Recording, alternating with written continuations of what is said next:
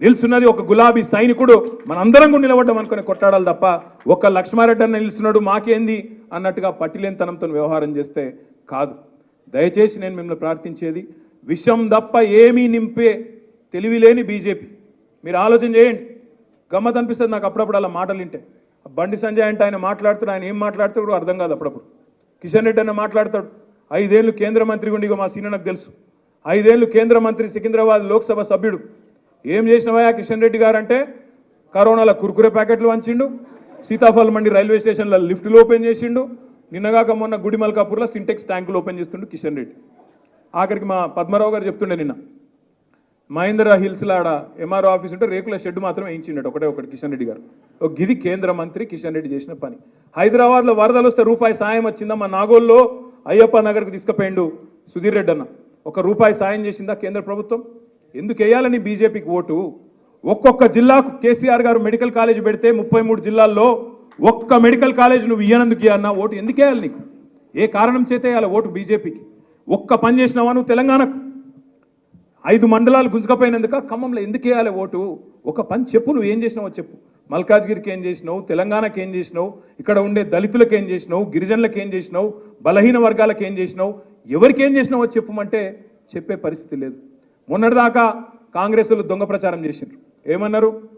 BRS BJP ఒకటే, అందుకే కవితమ్మని arrest చేస్తలేరు అని చెప్పి మైనారిటీ సోదరుల మనసుల్లో విషం నింపే ప్రయత్నం చేసినారు.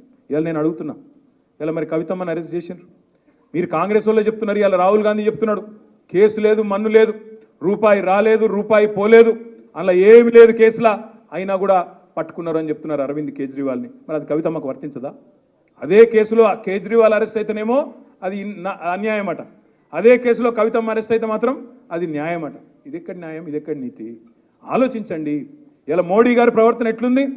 అయితే నా జేబులు ఉండాలి లేదా జైళ్ళు ఉండాలి, అయితే నా జేబులు ఉండాలి లేదంటే జైళ్ళు ఉండాలి, అంతే. రెండిట్లో ఏదో ఒకటే తప్ప వేరే మార్గం ఉండద్దు ఈ దేశంలో.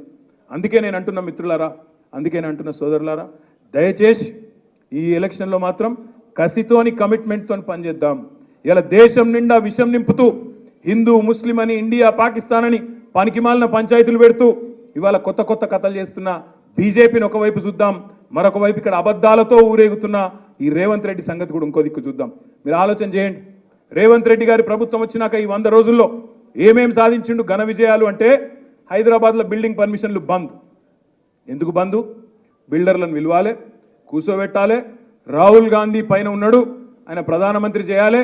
ఇలా దేశంలో ఉన్నాయి 2 రాష్ట్రాలు మాకు, కర్ణాటక తెలంగాణ, ఈడికెళ్ళి కప్పం కట్టాలి. మరి నేను సామంతరాజును ఢిల్లీకి కప్పం కట్టాలని చెప్పి 2500 కోట్ల రూపాయలు బిల్డర్లకు పర్మిషన్లు ఇవ్వకుండా వేధించి ఒక్కొక్కరి దగ్గర 100 కోట్ల రూపాయలు వసూలు చేసి ఇలా ఢిల్లీకి కప్పం కడుతున్నాడు రేవంత్ రెడ్డి.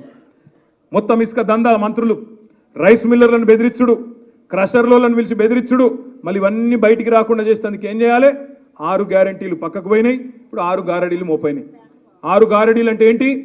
ఒకటేమో కాళేశ్వరం స్కామ్ అని చెప్పి యూట్యూబ్లో ఆన్లైన్లో ఒకటి రాయాలి, ఇంకో దిక్కు బర్ల స్కామ్, ఇంకో దిక్కు గొర్రెల స్కామ్, ఇంకో దిక్కు ఫోన్ ట్యాపింగ్, ఇదట అంటే అదట, అదట అంటే ఇదట, వీళ్ళ ఫోన్ ట్యాప్ అయిందంటే వాళ్ళ ఫోన్ ట్యాప్ అయిందట. నిన్న చూసిన ఓ దగ్గర నేను 10 లక్షల ఫోన్లు ట్యాప్ చేసిండు కేసీఆర్. చేస్తే గీస్తే ఒకడో ఇద్దరో లుచ్చగారుల ఫోన్లు ట్యాప్ చేసి ఉండొచ్చు, నాకెమెరిక కానీ చేస్తే చేసి ఉండొచ్చు, దొంగలై లంగలి, ఎందుకంటే పోలీసుల పని అది.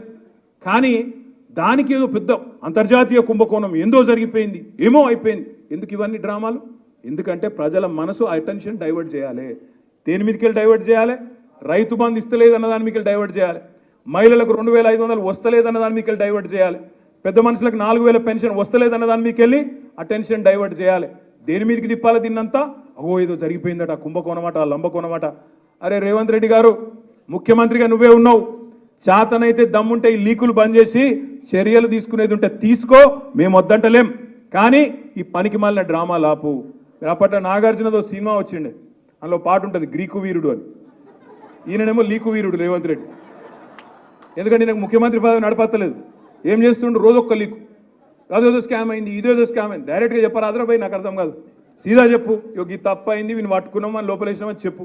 దానికి ఇక్కడ లీక్ ఇచ్చుడు, అక్కడ లీక్ ఇచ్చుడు, యూట్యూబ్లో ఎవరినో ఎల్లనను మళ్ళనను పట్టుకొని వాంతో చెప్పించుడు, తుల్లారలేస్తే తిట్టిపిచ్చుడు, ఫాల్తు మాటలు ఎందుకు నాకు అర్థం కాదు.